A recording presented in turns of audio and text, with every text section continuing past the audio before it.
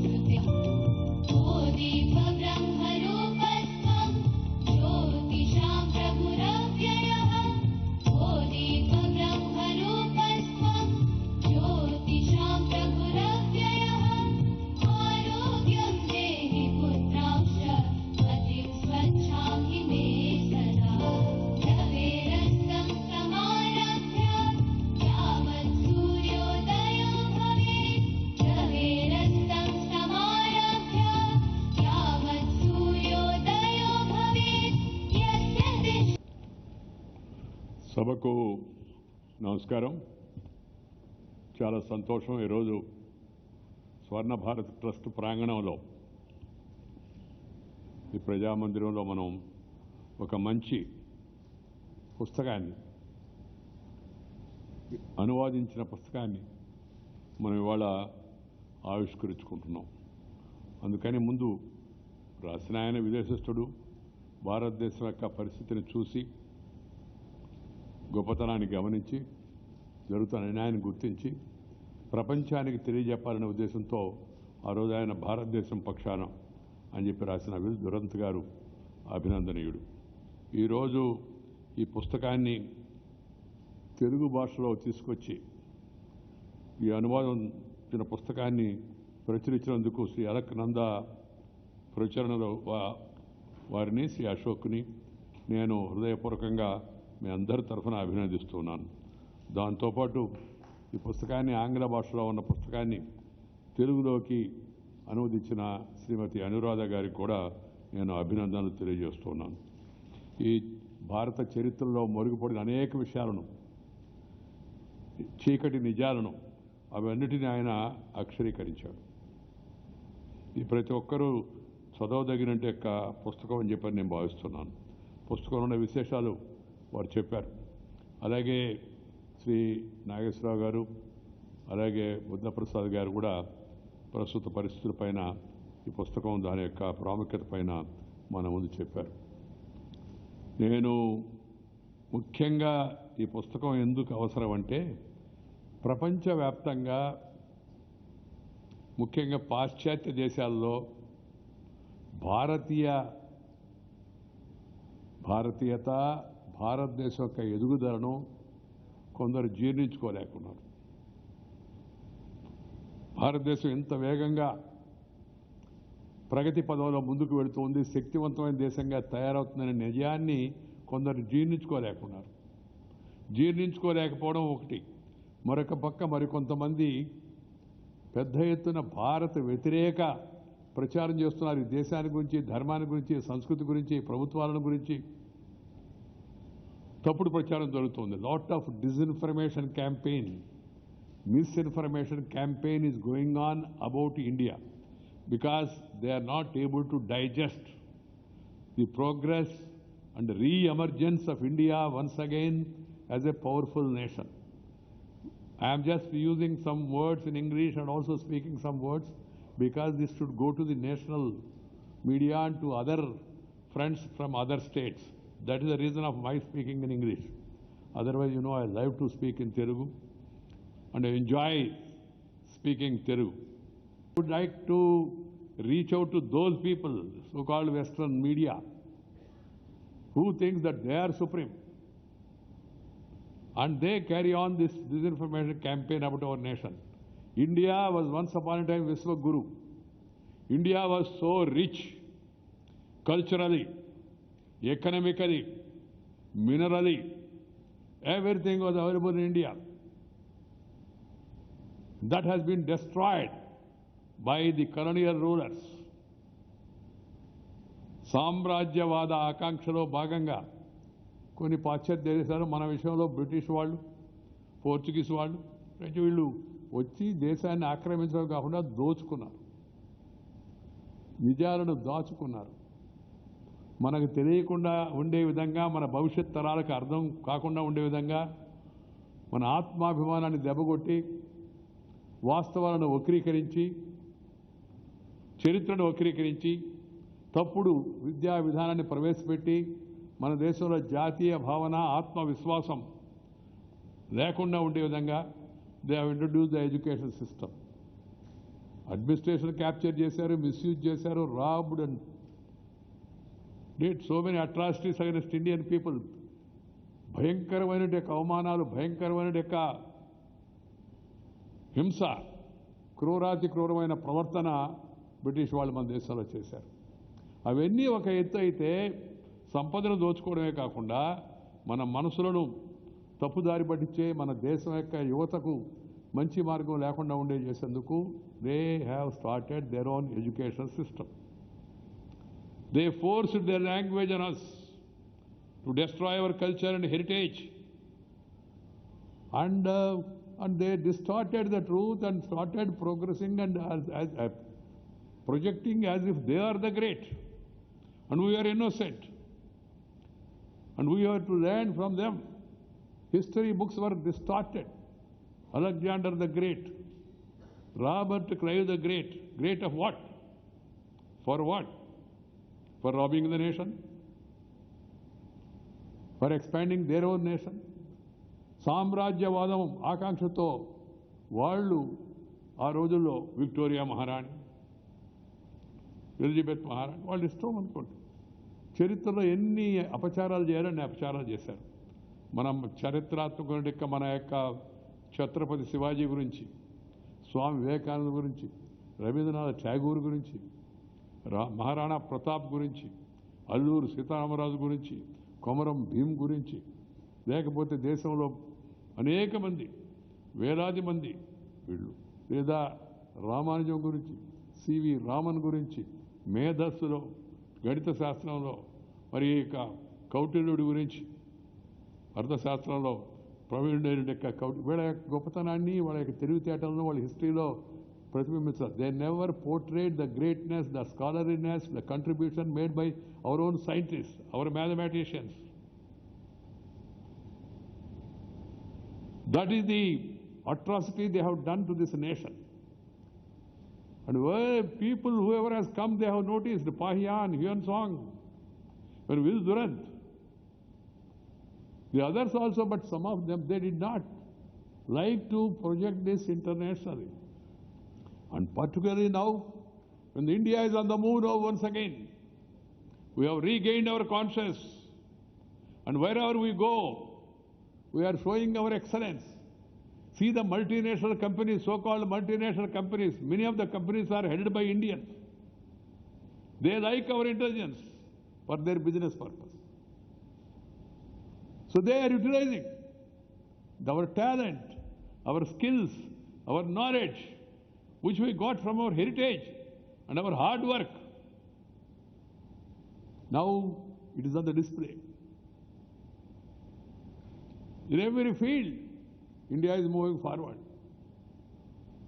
Astronomy. Our DRDO is doing a wonderful work. Science and technology is progressing. Economically also we are moving faster. We are recovering from this pandemic very fast. And then investments from across the globe, they are coming to India. That is the reality. That's why they are carrying, certain powers are carrying disinformation campaign. తప్పుడు ప్రచారం దేశాన్ని గురించి, మన దేశాన్ని గురించి, మన సంస్కృతి గురించి, మన ధర్మాన్ని గురించి, మన ప్రజాస్వామ్యాన్ని గురించి. ప్రపంచంలో అతి పెద్ద పటిష్టమైన ప్రజాస్వామ్య దేశం భారతదేశం. We feel proud that we are the real practicing democracy. These people, the so-called superpowers, what is their democracy? You can see what is happening in those countries. You can see their expansionist ideas, how they are trying to occupy earlier, occupy now. We are seeing what is happening in Ukraine. And what is likely to happen in certain other places. Unfortunately, along with the Western writers, some of our Western-minded, polluted minds, they are also joining chorus. That is the pity. మన దేశంలో మేధావులను చెప్పుకునే కొంతమంది ఏమో విదేశ శక్తుల వ్యక్తుల సిద్ధాంతాల ప్రభావితులై, కొంతమంది ఏమో ఇప్పటికి కూడా మెకాలే విద్యా విధానం అని వచ్చిన యొక్క మానసిక దౌర్బల్యానికి బానిసలై, వాళ్ళు గొప్ప మనం తక్కువ అనే భావనతో దేశాన్ని, కొంతమంది ఏమో రాజకీయ కారణాలతో తమ ప్రత్యర్థులుగా ఉండేవాళ్ళను, తప్పులేదు రాజకీయాలు విమర్శించాలి, కానీ దేశం విషయానికి వచ్చినప్పుడు nobody should portray our country, our motherland in a poor light. This has to be understood by one and all.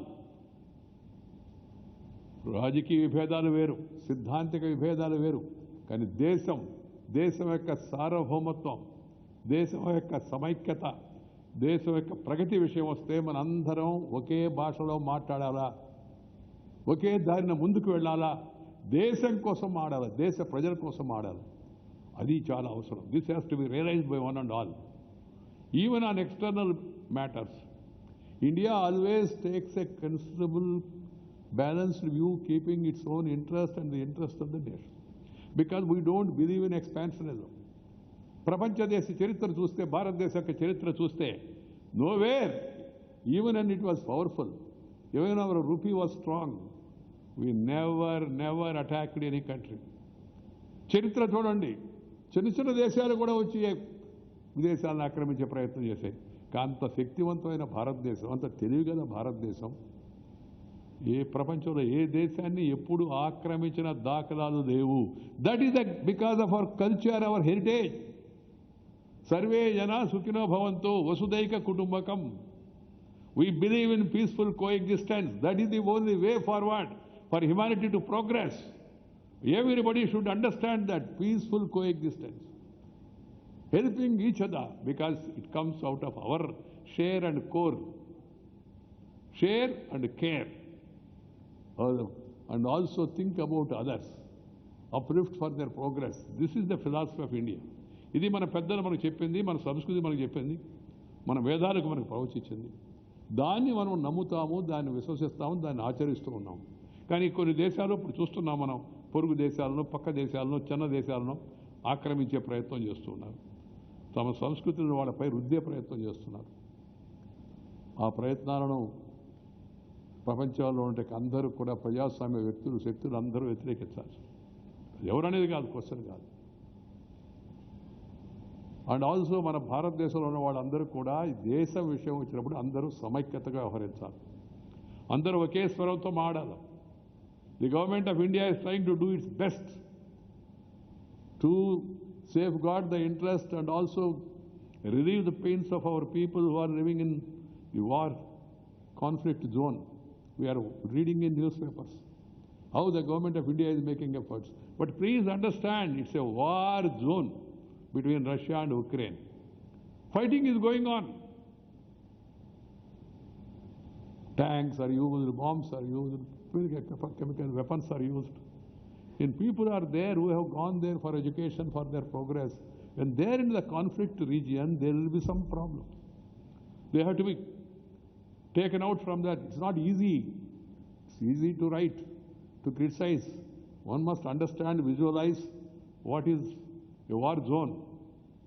I am in touch, as the Vice President, I am in touch, and the government has briefed me about what is happening. External Affairs Minister Jaishankar, he has briefed me in detail and told me what are the efforts that are being made from the day one to rescue Indians, to bring them back to their respective, not only Telugus, all others also. One is safeguarding, and all our embassies have been activized. And then I spoke to the Prime Minister also the other day. The other day Prime Minister also called me and told me what is all happening. And I am confident that our people will be secured and they will all be brought back. And then normalcy is restored in those countries. Even in this issue of Ukraine and Russia, we have to take a very calibrated approach, keeping in view our national interests, our international interest and approach. That has to be understood. So political parties and political leaders, I suggest to all Indian leaders, speak for the nation. If there are political differences, issues, ideological differences, we can criticize and we can fight among ourselves, not physically, otherwise. But when the question of nation's interest is coming, we should not really go open and hurt the interest of our nation. This has to be understood by one and all. And also we have to be careful about the spreading information. Information with confirmation is more than an ammunition. But what is happening is disinformation. And some people, without knowing or unknowingly or knowingly, they just forward whatever message that comes. And we are seeing media also, certain sections of the media, they are crazy, promoting sensationalism. Sensationalism means you lose sense. And then forwarding the same in the social media without knowing, without understanding the reality, and portraying our nation in a poor light is not going to help the nation. This is not the approach. You shows elections, you criticize, they make counter-criticism, you go and offer your manifesto, you tell your ideology is great, you tell what you have done, what others have promised, what they have not been able to do. You have to really take a constructive approach. Negative, destructive, obstructive approach is not going to help the nation. This has to be understood by one and all. So let us speak for the nation. Let us protect interests. As I told you, and it was explained also by earlier, how the foreigners, they try to destroy us. And this man, Mr. Will Durant, 100 years back, he came, he saw, and he was influenced by the progress and by the culture of our country. So he wanted to face the truth before the world. So he wrote this book, and then he tried to put the correct perspective. కొంతమంది చెబుతూ ఉంటారు భారతదేశంలో స్వేచ్ఛ లేదు. ప్రపంచంలో ఇంతకన్నా స్వేచ్ఛ ఉండే దేశం ఇంకొకటి ఏమైనా ఉందా? నువ్వు సాక్షాత్తు ప్రధానమంత్రిని, శక్తివంతమైన ప్రధానమంత్రి అని చెప్పబడే ప్రధానమంత్రిని కూడా నువ్వు నీ ఇష్టం వచ్చిన పద్ధతిలో విమర్శించవచ్చు. ఈ ప్రధానమంత్రి చనిపోతే పలానాయన ప్రధానమంత్రి అని వ్యాసాలు రాయొచ్చు. చూస్తూ ఉన్నాం ఈ దేశంలో ప్రజాస్వామ్యం ఎంత ఇదిగా ఉందో. ఈ స్వేచ్ఛ మిగతా దేశాల్లో లేదు. ఆ మధ్యన అమెరికాలో జరిగిన సంఘటనలు మనకు తెలుసు. చైనాలో జరుగుతున్న సంఘటనలు నీకు జరగదు, నాకు జరగదు, బయట వాళ్ళకి కూడా జరగదు. ఎక్కడ ఏం జరుగుతుందో ఒకటి జరగదు చాలా దేశాల్లో. వాళ్ళ దేశాల్లో ఉన్నట్టు అంతరంగికమైన కలహాలు, అంతరంగమైన సంఘర్షణలు, అక్కడ ఉన్నటువంటి పరిస్థితులు, వివక్షత, మన దేశాన్ని గురించి, మన ధర్మాన్ని గురించి, మన సంస్కృతి గురించి, హిందూయిజం గురించి మాట్లాడతారు. కులం పేరుతో, రంగు పేరుతో ఎలాంటి వివక్షలు జరుగుతున్నాయి కొన్ని దేశాలు మనం చూస్తున్నాం. రంగు,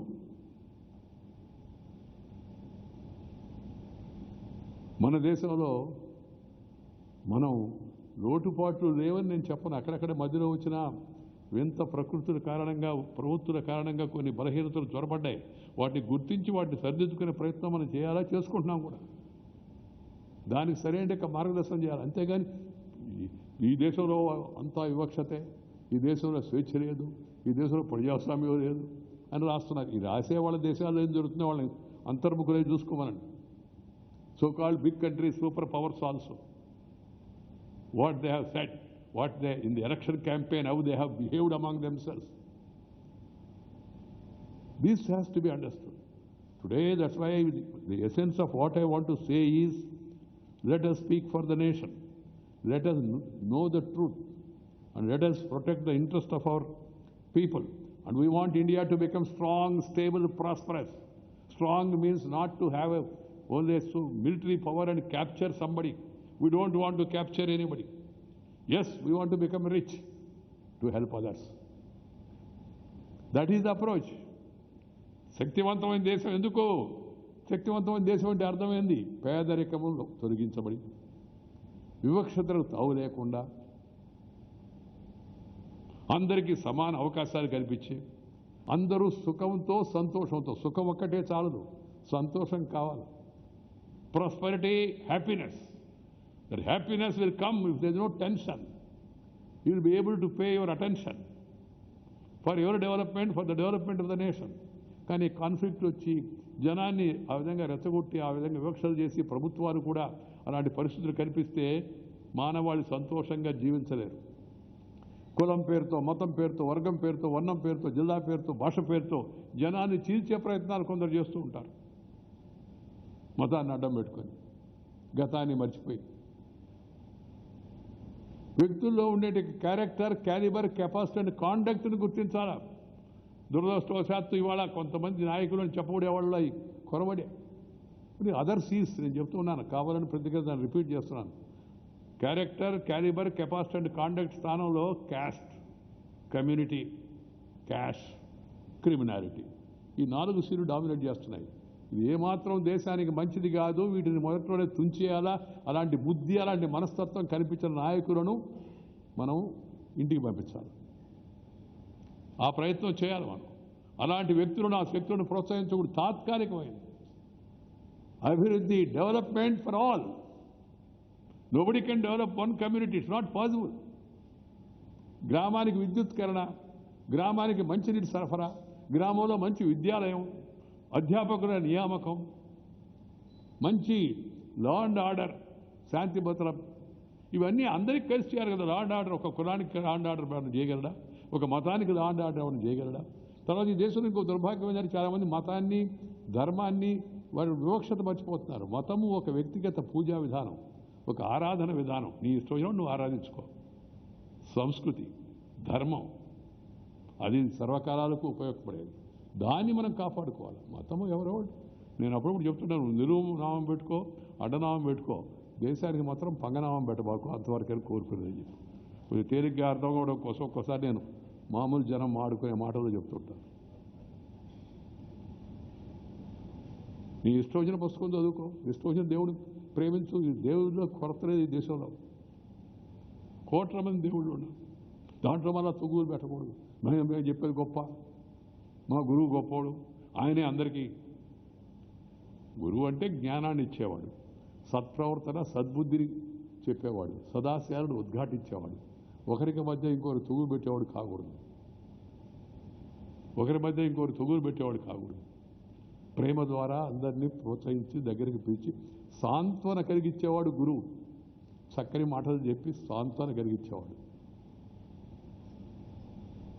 అంటే ఒక రకమైన యొక్క కష్టాల్లో, నష్టాల్లో, ఇబ్బందుల్లో, బాధల్లో ఉన్నప్పుడు గురువు దగ్గరికి వెళితే, లేదా ఒక మన స్వాముల వారి దగ్గరికి వెళితే స్వాంతన కలిగిస్తారు వాళ్ళు మంచి మాటలు చెప్పి. మహాభారతం, రామాయణం, అలాగే భగవద్గీత వీటిని కోట్ చేసి చెప్తారు. అలాంటి స్వాంతన కలిగించే మార్గంలో గురువులు అందరూ ఉండాలి. నేను ఈ మధ్య గురువులకు కూడా విజ్ఞప్తి చేశాను. గురువులు పీఠాలకు, మఠాలకు అక్కడికి మాత్రం పరిమితం అయ్యి భక్తులను మీ దగ్గర రప్పించుకునేది కాకుండా మీరు భక్తుల దగ్గరికి వెళ్ళండి, వాళ్ళకి మార్గదర్శనం చేయండి, వాళ్ళతో కలిసి ఉండండి. వాళ్ళ ఊళ్ళో వాళ్ళ ఇంటికి వెళ్ళి భోజనం చేయండి, వాళ్ళ బుధం మీద చేయండి. అప్పుడు సంతోషపడతారు వాళ్ళు. లేకపోతే ఈ తాత్కాలిక ప్రలోభాలకు లోబడి మత మార్పిళ్ళు జరుగుతున్నాయి మనం చూస్తున్నాం. ఇది పీఠాధిపతులు, మఠాధిపతులు అందరూ గుర్తించాలి. గురువులు అందరూ కూడా గుర్తించాలి. ప్రజలకు జ్ఞానం కలిగించాలంటే ఇక మార్గదర్శనం కల్పించాలి. అంతేకాని విశ్వాసాలు ఉంటాయి, అనేక నమ్మకాలు, వాటిలో ఉపనమ్మకాలు, కొన్ని అపనమ్మకాలు, వాటి మధ్య వివాదం మనం పెంచే ప్రయత్నం ఎవరూ చేయకూడదు. అది దేశానికి హితం కాదు, సమాజానికి హితం కాదు. ఈ భారతదేశం పక్షాన పుస్తకం చాలా మంచిది.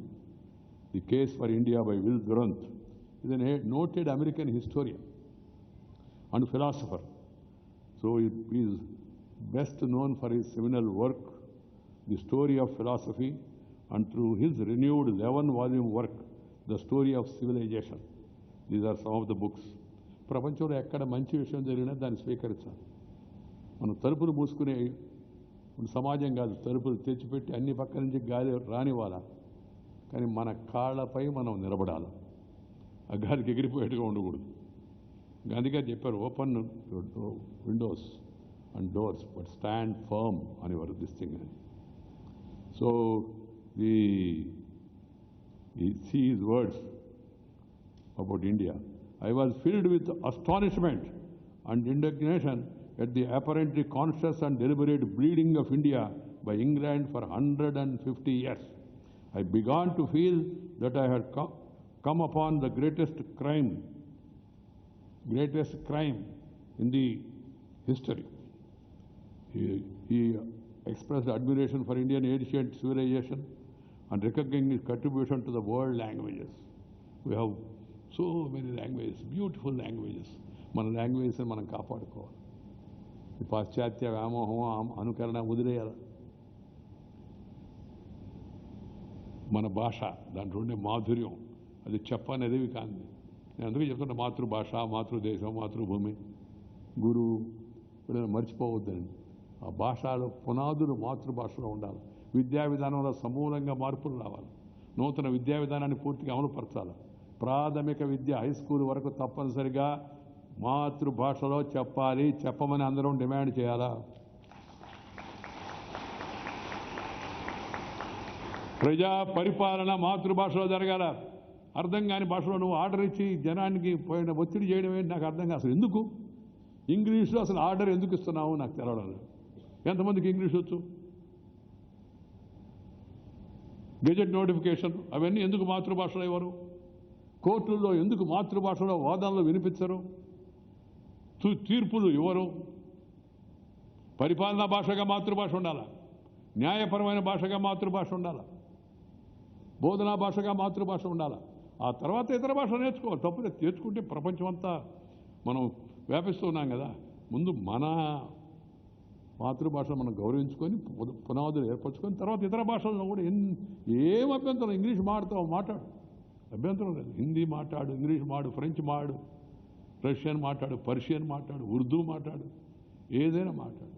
ముందు అసలు విషయం, అసలు భాష, అమ్మ భాషను మర్చిపోవద్దని నేను ఎందుకు చెప్తుంటానంటే, అది mother India is many ways mother of all of us అని చెప్పాడు ఆయన దేశాన్ని గురించి. So when I saw this remarkable book, I wanted this book to be translated into other Indian languages, also. భాషలో వాటిని నేర్చుకునే ప్రయత్నం చేస్తే అప్పుడు అందరికీ కూడా పుస్తకం ఉపయోగపడుతుంది.